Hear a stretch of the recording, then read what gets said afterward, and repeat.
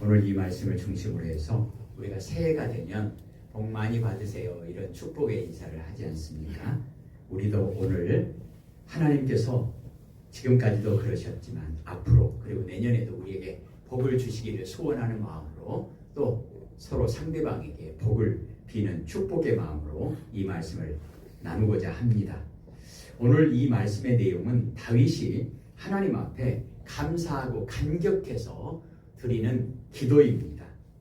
다윗은 어떤 사람입니까? 시골에서 산에서 양을 치는 목동입니다. 그런데 하나님께서 어느 날 갑자기 다윗의 집에 찾아오셔서 그것도 큰아들부터 쭉 형제들이 있는데 다윗을 특별히 하나님께서 선택하셔서 8번째 아들 다윗을 이스라엘의 왕으로 세우시겠다고 말씀하시고 약속하시고 그 약속을 이루셨습니다. 이 과정에서 다윗이 한 것은 아무것도 없습니다.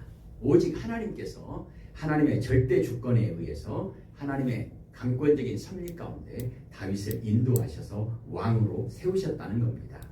다윗은 이 사실이 너무나 감사한 거예요. 다윗은 시인이고 노래하는 자입니다. 비파와 검고를 탈 수 있다라고 성경은 우리에게 말합니다. 다윗은 하나님께 너무 감사해서 체면도 생각하지 않고 바지가 흘러내리는 것도 그냥 신경 쓰지 않고 춤추며 하나님을 찬양하는 그런 사람이기도 합니다. 또 어떨 때는 자기의 죄가 너무 괴로워서 눈물을 흘리면서 요가 떠오를 정도로 요가 눈물에 젖고 젖어서 썩을 정도로 그렇게 슬픔과 비애를 고백하고 표현한 사람이기도 합니다. 다윗은 찬송의 사람, 기도의 사람이라고 말할 수 있습니다. 그 내용이 뭐냐? 하나님께 감사, 하나님께 감사. 다윗은 하나님께 감사를 잘하는 사람이었습니다. 그는 성전을 지을 금, 은 및 자재들을 마련해서 하나님께 감사 찬송을 할 때도 역대상에 보면 이렇게 말합니다.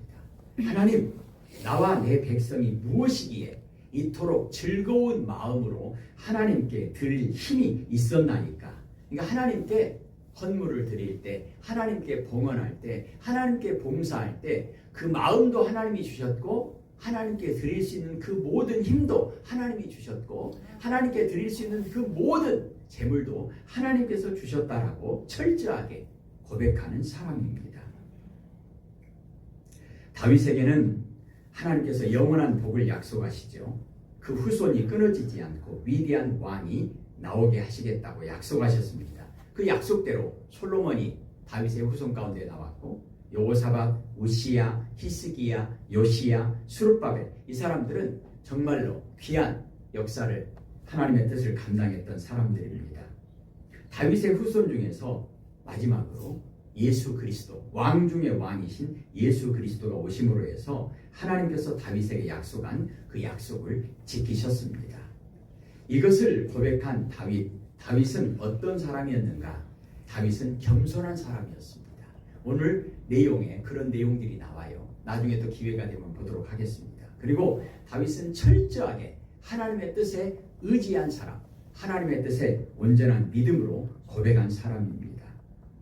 시편 27편 1절에 보면 여호와는 나의 빛이요 나의 구원이시니 내가 누구를 두려워하리요. 무슨 말입니까? 오직 하나님만 두려워하고 하나님만 우러러보겠다는 말씀입니다.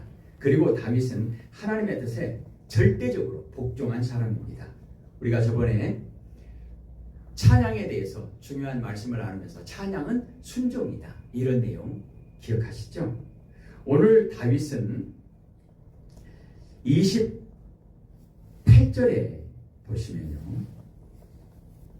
다윗이 하나님께 대해서 어떻게 고백하는지 한번 읽겠습니다. 시작. 주 여호와여 오직 주는 하나님이시며 주의 말씀들이 참되시니이다. 주께서 이 좋은 것을 주의 종에게 말씀하셨사오니. 29절요. 이제 청하건대 종의 집에 복을 주사 주 앞에 영원히 있게 하옵소서. 주 여호와께서 말씀하셨사오니 주의 종의 집이 영원히 복을 받게 하옵소서 하니라. 아멘.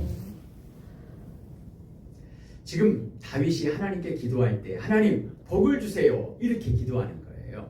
그러면 우리가 생각할 때 다윗이 하나님께 복을 달라고 기도하니까 자기가 생각할 때 복이 좀 부족한 것 아닌가 이렇게 생각하고 하나님께 하나님 나 복 좀 더 주세요. 하나님 복을 더 받고 싶어요. 이렇게 기도하는 것인가? 그게 아니에요. 하나님 내가 부족합니다. 하나님 복을 더 주세요. 이렇게 기도하는 것이 아닙니다. 다윗은 이미 하나님으로부터 받은 복이 너무나 감사하고 감격해서 충분하다라고 고백하는 거예요. 너무 과분하다라고 고백하는 거예요. 그런데 오늘 복을 주세요. 이 표현은 도대체 무슨 말인가? 다윗은 왕이 된 후에 하나님께 대한 감사와 감격이 흘러넘쳤던 사람입니다. 그러면 다윗이 고백한 내가 하나님께 무엇을 감사할 것인가? 오늘 우리가 18절부터 보았는데 1절을 한번 봐보세요. 1절부터 다윗이 뭐라고 고백하냐면 1절 한번 볼까요? 여호와께서 주의 모든 원수를 무찌르사 왕으로 궁에 평안히 살게 하실 때에 아멘. 다윗은 하나님이 도움과 방패가 되셔서 승리와 평화를 주셨다. 이것을 고백하는 거예요. 왕으로서 나라가 평안하고 백성들이 든든하고 그것보다 더 큰 복이 어디가 있겠습니까? 그러니까 다윗은 이미 하나님께 큰 복을 받았습니다. 이것을 알고 있고 고백하는 사람입니다. 그뿐만 아니라 다윗은 2절에 한번 보시면 왕이 선지자 나단에게 이르되 볼지어다 나는 백향목 궁에 살거늘 하나님의 괴는 휘장 가운데 있도다. 무슨 말입니까? 다윗은 베들레헴 시골에서 양치던 목동입니다. 이런 나를 하나님이 부르시고 하나님이 선택하셔서 나를 왕으로 삼아주셔가지고 그것도 평안을 주시고 나라에 부귀 영화를 주셔서 나는 백향목으로 건축한 이 궁전에 살고 있습니다. 그런데 하나님의 임재를 상징하는 그 휘장, 장막, 언약궤가 있는 그 하나님이 거하시는 하나님의 집이라고 하는 그 하나님의 집은 천막입니다. 하나님 내가 도저히 죄송하고 송구해서 내가 어떻게 살겠습니까? 내가 하나님의 집을 내가 살고 있는 궁궐보다도 훨씬 더 의리의리하게 크게 화려하게 지어서 하나님께 바치고 싶습니다. 이런 생각을 늘 가지고 있는 사람입니다. 열심히 준비해서 이제 준비 다 마치고 성전을 짓겠다고 마지막 하나님께 결제를 올리는 거예요. 그런데 여러분 아시죠? 하나님께서 됐다. 안 지어도 된다. 네가 성전 크게 화려하게 안 지어도 된다. 5절을 보십시다. 가서 내 종 다윗에게 말하기를 여호와께서 이와 같이 말씀하시되 내가 나를 위하여 내 살집을 건축하겠느냐? 그러지 말아라. 괜찮다. 건축하는 것은 아들 솔로몬에게 맡기겠다. 그러면서 하나님께서 오히려 다윗에게 더 큰 복을, 그것도 1, 2년짜리 복이 아니라 영원한 복을 하나님께서 말씀하시는 겁니다. 8절부터 한번 봐보세요. 8절. 하나님께서 나단 선지자에게 야 다윗에게 가서 전해줘라 이렇게 말씀하시는 내용이에요. 8절부터 16절까지 하나님께서 다윗에게 복을 약속하시는 내용입니다. 8절 한번 읽어볼까요? 그러므로 이제 내 종 다윗에게 이와 같이 말하라. 만군의 여호와께서 이같이 말씀하시기를 내가 너를 목장 곧 양을 따르는 데에서 데려다가 내 백성 이스라엘의 주권자로 삼고 내가 가는 모든 곳에서 내가 너와 함께 있어 내 모든 원수를 내 앞에서 멸하였은즉 땅에서 위대한 자들의 이름같이 내 이름을 위대하게 만들어 주리라. 아멘. 오늘 그러시잖아요. 너는 이름 없는 그냥 목동에 불과했다. 근데 내가 너를 왕으로 세웠다. 그리고 모든 원수를 물리쳐 줄 것이고 그리고 내 이름을 위대하게 만들어 줄 것이다. 이 말씀을 들으면 하나님께서 아브라함에게 약속하셨던 창세기 12장의 내용이 기억나지 않습니까? 그리고 다윗 개인에게 뿐만이 아닙니다. 16절을 보십시다. 16절 내 집과 내 나라가 내 앞에서 영원히 보존되고 내 왕위가 영원히 견고하리라 하셨다 하라. 아멘. 예. 이 엄청난 복을 하나님께서 말씀하시는 거예요. 더 뭘 달라고 하겠습니까? 더 무슨 복이 더 필요하겠습니까? 다윗은 이것을 잘 알고 있는 사람이에요. 그런데 다윗이 복을 주세요. 이렇게 복을 더 달라는 것처럼 우리가 생각할 수 있는데 그것이 아닙니다. 다윗이 오늘 18절부터 마지막 29절까지 고백하는 내용은 25절을 한번 읽어보십시다. 같이 볼까요? 여호와 하나님이여 이제 주의 종과 종의 집에 대하여 말씀하신 것을 영원히 세우시며 말씀하신 대로 행하사. 아멘. 다윗이 하나님 앞에 하나님 복을 주세요 고백하는 이 내용은 뭐냐면 하나님 뜻대로 이루어지기를 원합니다. 이거예요. 다윗은 찬양합니다. 이 찬양의 내용이 뭡니까? 하나님 그렇게 말씀하셔도 내가 하나님께 성전을 크고 화려하게 지어가지고 내가 하나님께 바치겠습니다. 제 마음을 받으시고 나 막지 마세요. 내가 성전 지어가지고 하나님께 바칠게요. 그게 아니에요. 하나님께서 다윗에게 성전 짓는 것은 네가 할 일이 아니다. 내 계획이 아니다. 이렇게 말씀하셨을 때 즉시 순종합니다. 이것이 최고의 찬양이에요. 그리고 25절에 그렇게 고백하는 거예요. 하나님의 약속하신 것을 영원히 이루시옵소서. 이 다윗의 기도를 볼 때 예수님의 기도가 생각나죠. 하나님 뜻대로 하십시오. 그리고요, 하나님의 뜻대로 하려면 어떻게 해야 되겠습니까? 내 모든 것을 하나님께 전폭적으로 맡기는 거죠. 절대 주권을 하나님께 넘겨드리는 것입니다. 다윗이 지금 고백하는 내용이 그 고백이에요. 다윗이 복을 주십시오라고 고백하는 내용은 뭐냐면 하나님 내가 순종하겠습니다. 절대적으로 순종하겠습니다. 이 고백입니다. 이러한 다윗의 모든 생각과 마음, 믿음과 신앙 고백을 하나님께서 아십니다. 그리고 받으셨습니다. 그리고 하나님께서 응답하시고 약속하신 내용이 뭐냐면 한 번 더 읽을까요? 9절입니다. 내가 가는 모든 곳에서 내가 너와 함께 있어 내 모든 원수를 내 앞에서 멸하였은즉 땅에서 위대한 자들의 이름같이 내 이름을 위대하게 만들어 주리라. 아멘. 이것이 바로 예수님께서 이 땅에 오셔서 말씀하신 임마누엘, 하나님이 우리와 함께 하신다 말씀 아닙니까? 이러한 엄청난 복이 뭐죠? 임마누엘이에요. 임마누엘. 하나님이 함께 하신다. 이 복이 하나님의 말씀이 선포된 후에 다윗이 하나님께 기도를 하고 있는 내용이 바로 18절부터 29절까지 내용입니다. 자, 오늘 이 말씀을 중심으로 해서 우리가 두 가지만 우리도 다윗처럼 고백할 수 있기를 원합니다. 이게 왜 중요한가요? 하나님께서는 다윗에 대해서 뭐라고 표현하시냐면 하나님 마음에 쏙 든다. 하나님 마음에 합한 자다. 합격. 하나님의 마음이 합격. 얼마나 위대한 내용입니까? 하나님께 합격이라니.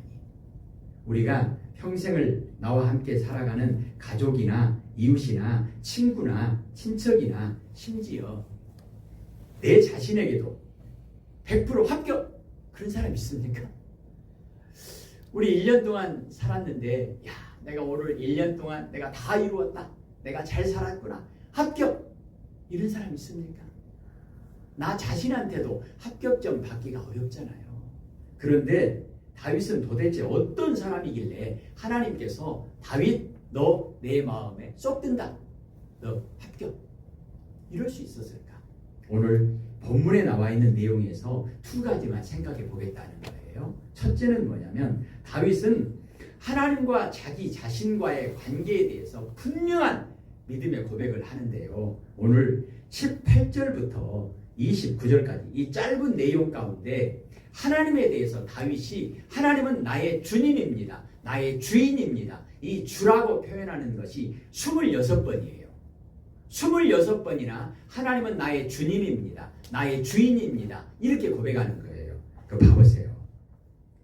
18절에 보면 주 여호와여, 그 다음에요 19절에 주 여호와여, 또 20절에 주 여호와는 주의 종을 아시오니 주께 무슨 말씀을 하오리이까.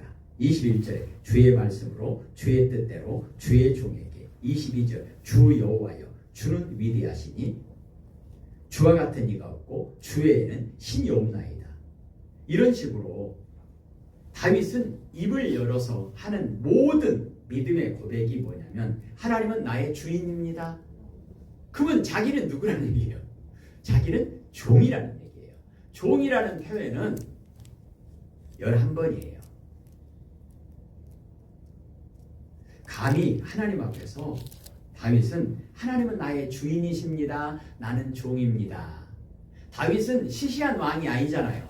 40년 동안 정말로 성군입니다. 그리고 막강한 부귀 영화를 누릴 수 있었던 그런 왕입니다. 오늘 1절에도 그렇게 되어 있잖아요. 하나님께서 승리를 주시고 다윗은 전쟁에 나갈 때마다 승리합니다. 그리고 나라가 평안합니다.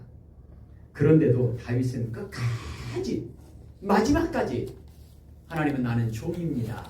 나는 종입니다. 나는 종입니다. 이렇게 고백합니다. 오직 하나님만이 왕이십니다.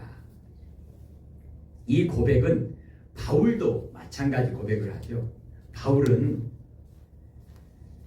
서신서를 시작할 때 나는 종이다 이렇게 시작하는 거예요.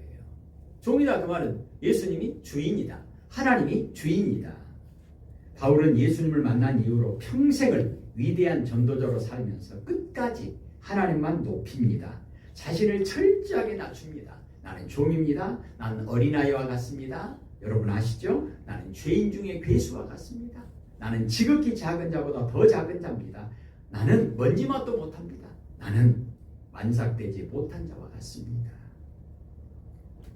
하나님께서는 다윗의 마음을 받으신 것처럼 바울의 마음도 받으시고 바울을 위대한 이방인의 선교자로 그리고 세계 선교를 위해서 하나님의 종으로 삼으시고 바울에게 주신 복이 있는데 그 복이 뭐죠? 임마누엘, 하나님이 함께 하시는 복이에요. 언제까지요? 끝까지. 사실은 다윗도 그렇고 바울도 그렇고 끝까지 나는 종입니다. 나는 종입니다. 이렇게 고백할 수 있는 것이 바로 그것이 복입니다. 그것이 복이에요. 하나님이 끝까지 함께 하셨기 때문에 이런 고백을 하는 겁니다. 그러면 우리가 저번에도 나누었던 것처럼 다윗도 바울도 자신을 종으로 낮추고 고백하고 있는데 그 사람들의 생각이 나는 원래는 높은데 나는 최고의 전도자하고 나는 최고의 왕인데 하나님 앞에서만 특별히 내가 나를 낮추고 그게 아닙니다. 나는 원래 낮은 거예요. 원래 바닥에 있는데 뭘 어디로 더 밑에까지 내려갈 거예요. 이게 다윗도 바울도 나는 이렇게 높은 사람인데 특별히 내가 하나님 앞에서 나를 낮춘다 그게 아니고 원래 바닥에 있다는 거예요. 원래 낮다는 거예요. 나는 원래 종이라는 거예요. 나는 원래 왕인데 내가 하나님 앞에서는 나를 종으로 낮춥니다. 그게 아니고 처음부터 끝까지 항상 나는 종입니다. 이런 마음과 이런 자세와 이런 태도를 가지고 자신의 일에 최선을 다했습니다. 종이 해야 할 일을 했습니다. 종이 가져야 할 마음과 태도를 분명히 알고 실천했습니다. 왜요? 원래 종이니까. 원래 종이니까. 원래 종이니까. 여기서는 종이고 밖에 나갔으면 종이 아닙니까? 아니에요. 언제나 어디서나 누구 앞에서나 항상 종이에요. 바울은 하나님 앞에서 예수님 앞에서만 종이라고 말합니까? 아니요. 나는 교회의 종이요 성도들의 종이라고 말합니다. 종은 항상 종이죠. 하나님 앞에서는 종이고 교회에서는 큰 교회에서는 교인이 많이 모이면 종 아닙니까? 말도 안 되는 소리죠.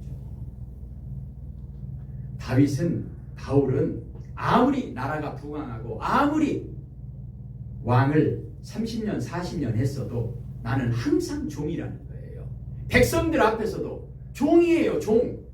하나님 앞에서는 종이고 백성들 앞에서는 나는 왕인데 그게 아니에요. 항상 종이라는 거예요. 그러니까 이 종의 마인드를 가지고 종의 이 자세를 가지고 모든 일에 최선을 다하는데 종이 해야 할 일을 하는 거예요.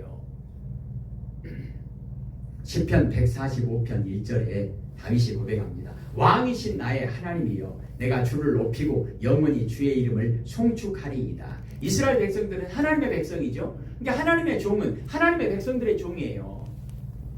교회는 하나님의 교회죠. 성도들은 하나님의 자녀죠.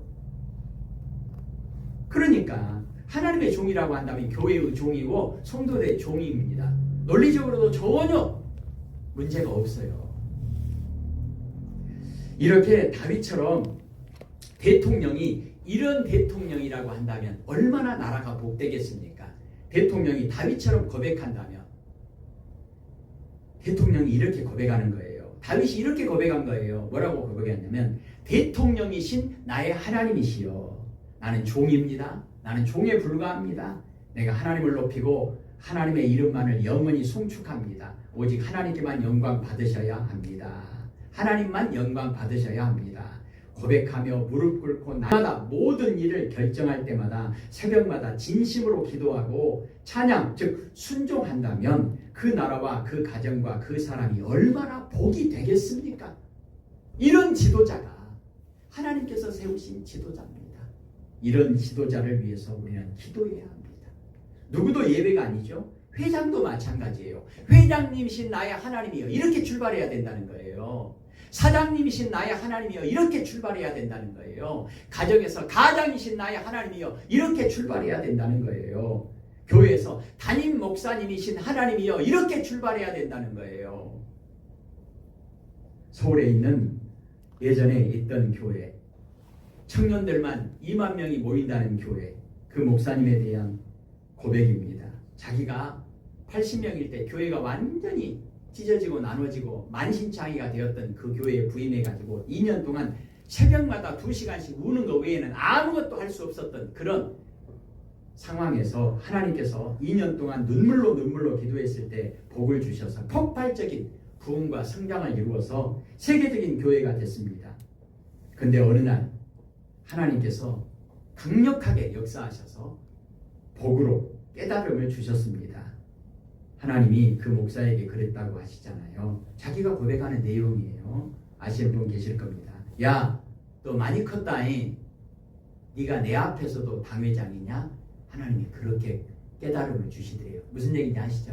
야, 너 많이 컸다잉. 네가 내 앞에서도 왕이냐? 너 많이 컸다잉. 네가 내 앞에서도 대통령이냐? 너 많이 컸다잉. 네가 내 앞에서도 회장이냐?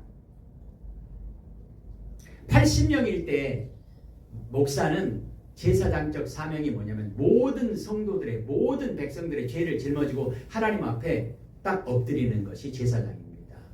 그러니까 80명의 죄를 짊어지고 엎드리는 80명의 죄를 짊어진 그 죄인이 목사예요. 근데 하나님이 깨달음을 주신 거예요. 네가 이제 교인이 2만 명이 됐다는 얘기는 2만 명의 죄를 짊어지고 내 앞에 엎드린 죄인이다. 그러면 80명의 죄보다 2만 명의 죄가 더 무겁잖아요. 그러면 더 큰 죄인이잖아요. 그런데 교회가 커지고 그러다 보니까 이제는 하나님 앞에 울지도 않아요. 엎드리지도 않아요. 하나님 앞에 물어보지도 않아요. 그분이 그런 고백을 했어요.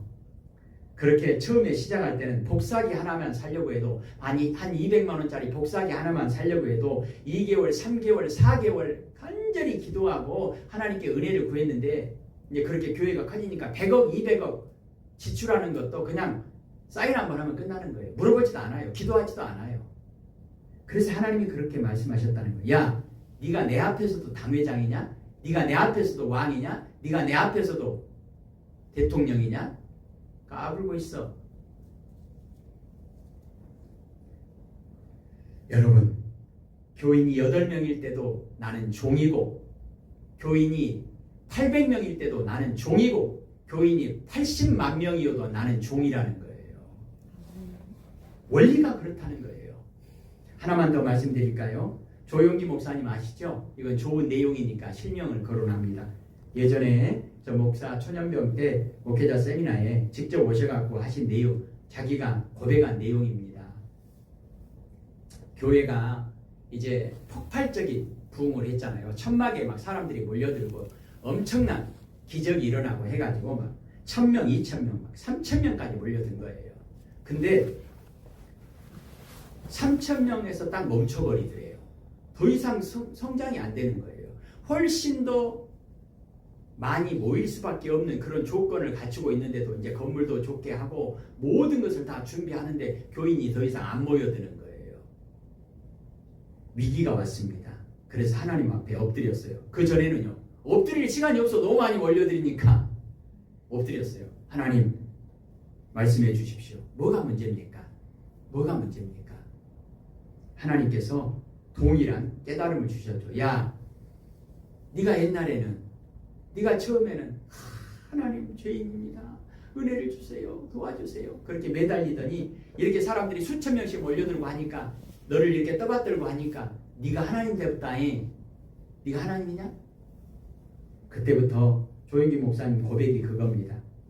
모든 것을 할 때 그냥 자기가 그렇게 의식적으로 그렇게 노력을 하는 거예요. 밥 먹을 때도 하나님 먼저 앉으십시오. 하나님 먼저 수저 드십시오. 이렇게 성령님으로 설교하러 갈 때도 성령님 먼저 올라가십시오. 눈에 안 보이잖아요. 자기 스스로 혼자 그렇게 하는 거예요. 성령님 말씀하십시오. 성령님 먼저 하십시오. 모든 것을 할 때 잠잘 때도 성령님 먼저 주무십시오. 모든 것을 성령님 무슨 말이에요? 나는 따라가겠습니다. 하나님이 나의 목자십니다. 나는 양입니다. 나는 종입니다. 그때부터 하나님께서 은혜를 부어주셨다라고 그런 고백을 하시더라고요. 오늘 다윗이 하나님께 받은 복이 뭐냐? 철저하게 자기를 종으로 고백하는 겁니다. 이게 복이에요. 이게 복이에요. 이게 복받은 사람이에요. 다윗이 하나님 나에게 복을 주십시오 고백하는 내용은 뭐냐면 하나님 이 마음을 끝까지 잊어버리지 않도록 나를 붙들어 주세요. 그 말이에요. 그게 복이에요. 두 번째는요. 다윗은 하나님께 복을 달라고 기도합니다. 27절 한번 볼까요? 27절 읽겠습니다. 만군의 여호와 이스라엘 하나님이여 주의 종의 귀를 여시고 이르시기를 내가 너를 위하여 집을 세우리라 하셨으므로 주의 종이 이 기도로 주께 간구할 마음이 생겼나이다. 아멘. 이 말씀을 들으면서 우리가 생각나는 말씀이 있습니까? 시편 27편이 127편 생각나시죠? 여호와께서 집을 세우지 아니하시면 세우는 자의 수고가 헛되며 하나님께서 세우셨다는 거예요. 하나님께서 세우셨습니다. 하나님께서 세우셨습니다. 이것을 깨닫고 고백할 마음을 주셔서 감사합니다. 이게 복이라는 거예요. 그리고 29절 읽겠습니다. 이제 청하건대 종의 집에 복을 주사 주 앞에 영원히 있게 하옵소서. 주 여호와께서 말씀하셨사오니 주의 종의 집이 영원히 복을 받게 하옵소서 하니라. 아멘. 오늘 제목으로 삼았는데요. 영원히 주님 앞에 있게 하옵소서. 다윗의 신앙은 뭐냐면 복을 주시는 분은 하나님이시다. 이걸 고백하는 거예요. 하나님 복 주세요. 그 말은 부족합니다. 더 주세요. 그것이 아니라 복을 주시는 분은 하나님이십니다. 하나님만이 복의 근원이십니다. 이것을 고백하는 것입니다. 복은 하늘에서 떨어지는 것이 아닙니다.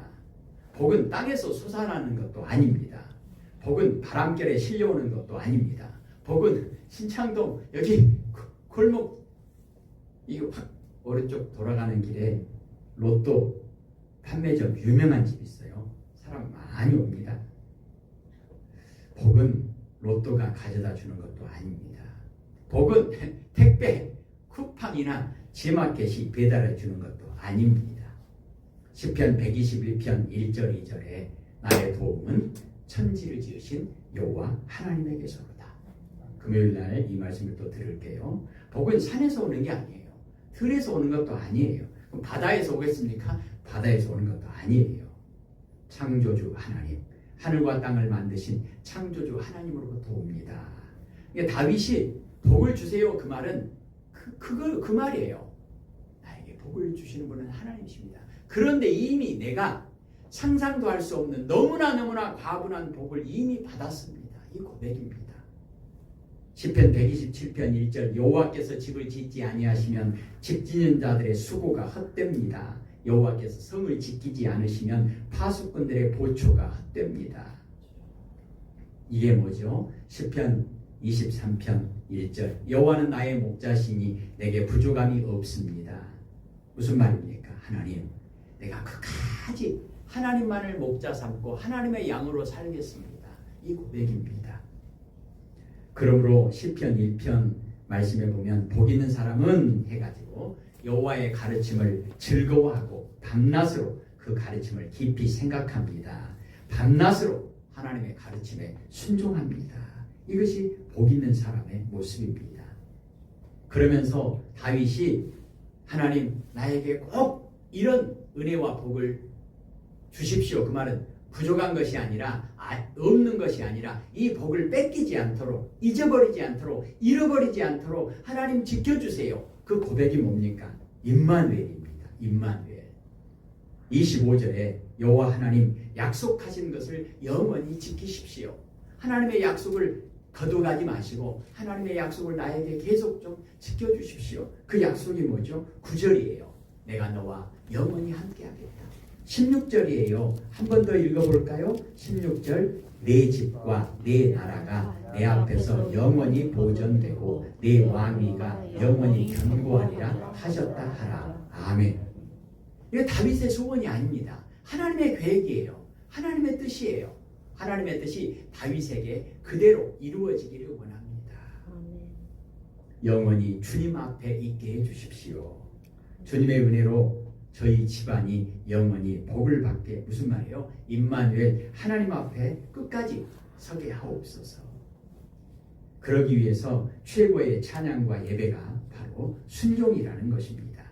다윗의 기도는 영원하신 하나님을 바라보고 하나님을 의지하고 하나님께 이스라엘 나라 전체 왕권과 정권, 자신의 모든 왕권과 정권, 미래, 모든 생명까지 하나님께 맡기겠다는 고백입니다. 예수님께서 우리에게 요한복음 14장 6절에 나를 따르라. 왜요? 예수님이 구원의 길, 진리의 길, 생명의 길이다. 예수님을 통해서 하나님께 이르는 유일한 길이 바로 예수님을 따르는 길이다. 그게 제자의 길이죠. 우리는 오늘 다윗의 기도를 우리의 기도로 삼고 우리도 동일한 고백을 할 수 있기를 원합니다. 첫째는 하나님의 종으로 지금까지 살아온 것처럼 앞으로도 하나님의 종으로 끝까지 순종하며 살게 해주세요. 이걸 복으로 알고 이걸 복으로 구하는 자가 정말로 복된 사람이죠. 하나님이 얼마나 기쁘시겠어요. 하나님, 올해는 정말로 순종을 제대로 못했습니다. 내년에는 정말로 좀 순종 잘할 수 있도록 좀 도와주세요. 그러려면 내가 순종하고 싶고 내가 하나님의 종으로 살고 싶고 이게 첫째가 아니에요. 이게 사실은 중요한 게 아니에요. 그게 뭐죠? 하나님의 결정과 하나님의 선택과 하나님의 계획이 그것이어야 한다는 거예요. 그래서 우리가 굳이 기도한다면 하나님이 나를 좀 하나님의 종으로 인정해 주십시오. 하나님, 나를 하나님의 종으로 좀 써 주십시오. 하나님, 내가 하나님께 순종하는 하나님의 종으로 나를 좀 써 주십시오. 내가 순종하고 싶다고 해서 순종하는 겁니까? 내가 종이 되고 싶다고 해서 종이 되는 겁니까? 일단 하나님이 먼저 뽑아주셔야 되잖아요. 그런데 오늘 하나님이 다윗에게 약속하셨으니까 얼마나 귀한 약속입니까? 하나님, 이 약속이 나에게 주어졌으니 이 약속대로 나에게 내가 끝까지 하나님의 종으로 순종하며 충성하며 살게 해주세요.